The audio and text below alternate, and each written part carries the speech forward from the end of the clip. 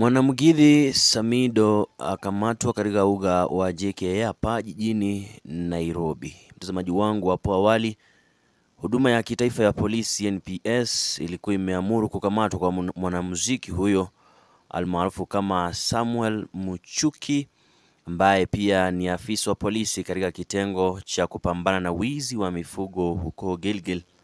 NPS pia ilitangaza kusimamishwa kwa mshahara wa Samido, kidai kuwa alikuwa hayupo kazini kwa zaidi ya siku 10. Mapema mwezi uliopita, Samido alipuuzilia mbali uvumi kwamba alistaafu kutoka kwa huduma ya kitaifa ya polisi.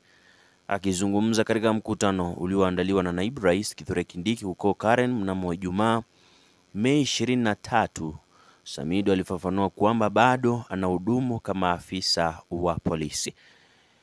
Mtazamaji, Samido amekuwa katika kipao cha mbele katika kupinga serikali ya Rais William Samoei Ruto alipoonekana akiimba katika mojawapo ya show zake kwamba one term. Ndizo taarifa za hivi sasa, nitakuwa narejea na matukio mengine zaidi, usikwende mbali. Mwanamuziki huyu alikuwa amesafiri nchini Uingereza kufanya shows mbalimbali za nyimbo zake za Mugithi na vile kutangamana na kutagusana na mashabiki wake.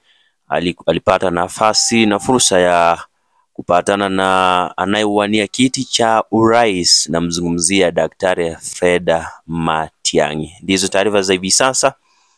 Takuwa nachukuliwa katika Kiambu Road, makao makuu ya DCI hapa jijini Nairobi.